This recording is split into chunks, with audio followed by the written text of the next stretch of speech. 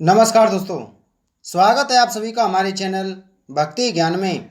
दोस्तों आज मैं आपको सावन मास में आने वाली पुत्रदा एकादशी के बारे में जानकारी दे रहा हूँ। हिंदू पंचांग के अनुसार साल में 2 बार पुत्रदा एकादशी आती है। पहली पुत्रदा एकादशी का व्रत पौष माह के शुक्ल पक्ष की एकादशी तिथि को रखा जाता है।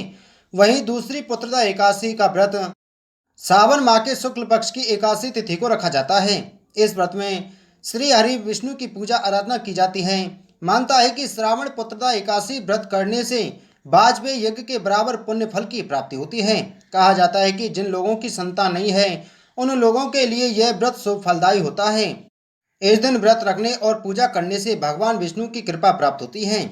इसके अलावा यदि संतान को किसी प्रकार का कष्ट है तो इस व्रत को रखने से सारे कष्ट दूर होते हैं, संतान दीर्घायु होती है। तो चलिए दोस्तों जानते हैं सावन मास की पुत्रदा एकादशी की तिथि, शुभ मुहूर्त और पूजा विधि के बारे में, और साथ में जानेंगे कुछ उपायों के बारे में। दोस्तों एकादशी व्रत के नियम 10वीं तिथि से ही शुरू हो जाते हैं। एकादशी व्रत से एक दिन पहले सात्विक भोजन करना चाहिए। एकादशी के दिन सुबह जल्दी उठकर स्नान करें और साफ कपड़े पहनें। इसके बाद पूजा करें। पूजा में धूप दीप फूल माला अक्षत रोली और नैवेद्य समेत 16 सामग्री भगवान को चढ़ाएं। भगवान विष्णु को पूजा में तुलसी का पत्ता जरूर अर्पित करें। भगवान विष्णु को तुलसी का पत्ता अति प्रिय होता है और इसके बिना उनकी कोई भी पूजा अधूरी मानी जाती है। पुत्रदा एकादशी व्रत और पूजा विधि। पुत्रदा एकादशी के दिन प्रातःकाल सूर्योदय से पहले उठकर दैनिक कार्य से निवृत्त हो जाना चाहिए। नहाने के पानी में गंगा जल मिलाकर स्नान करना चाहिए। इसके बाद साफ सुथरा कपड़ा पहनना चाहिए। भगवान विष्णु का ध्यान करते हुए विष्णु भगवान की फोटो के सामने दीपक जलाएं। व्रत का संकल्प करें। संकल्प के बाद कलश की स्थापना करनी चाहिए। इसके बाद कलश को लाल वस्त्र से ढककर उसकी पूजा करनी चाहिए।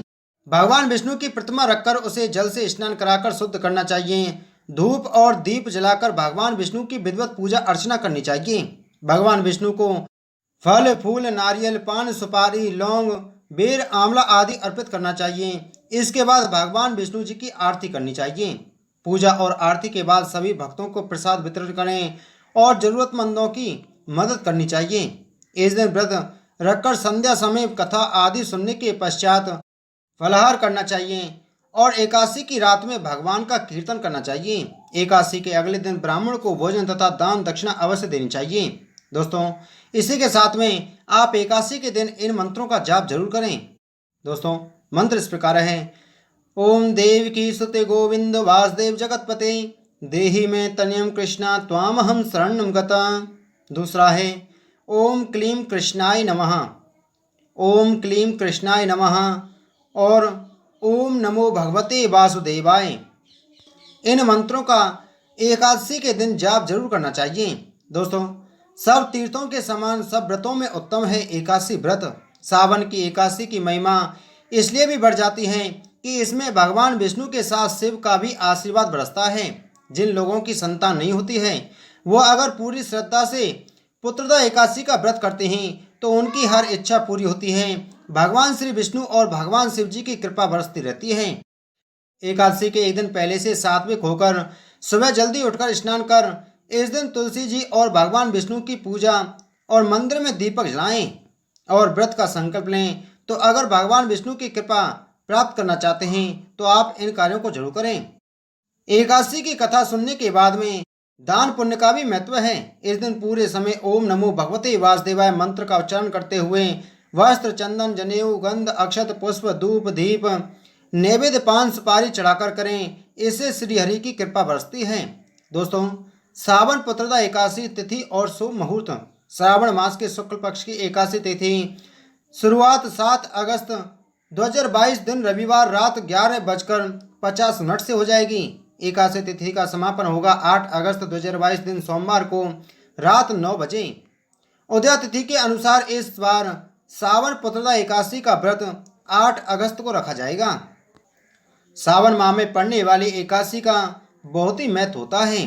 दोस्तों आइए जानते हैं कुछ विशेष उपायों के बारे में। दोस्तों ज्योतिष शास्त्र के अनुसार समस्त इच्छाओं की पूर्ति के लिए पुत्रदा एकादशी के दिन 11 कन्याओं को घर पर आमंत्रित करें। इसके बाद उनका पूजन करें और खीर का प्रसाद खिलाएं। ध्यान रखें यह उपाय आपको नियमित रूप से 5 एकादशी तक करना है।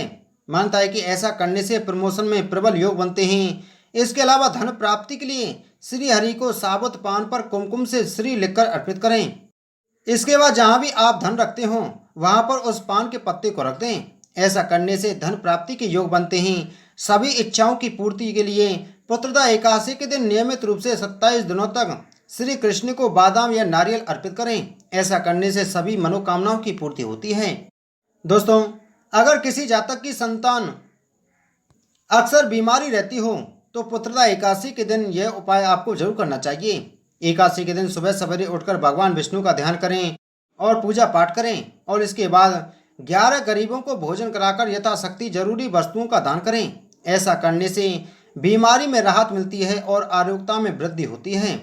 दोस्तों, अगर लाइफ में टेंशन रहती है, घर हो या कार्य क्षेत्र, तमाम कोशिश के बावजूद प्रॉब्लम खत्म होने का नाम नहीं ले रही हैं, तो एकादशी के दिन शाम के समय पीपल के वृक्ष में जल चढ़ाएं और देसी घी का दीपक जलाएं। इसके बाद आपकी जो भी समस्याएं हैं उन्हें दूर करने की प्रार्थना करें। अगर आप सच्चे मन से यह उपाय करते हैं तो आपकी सारी प्रॉब्लम्स दूर हो जाएंगी। तो दोस्तों, उम्मीद है आपको वीडियो अच्छी लगी होगी। तो वीडियो को लाइक करें, ज़्यादा से ज़्यादा शेयर करें और चैनल को सब्सक्राइब करें। जय श्री कृष्ण।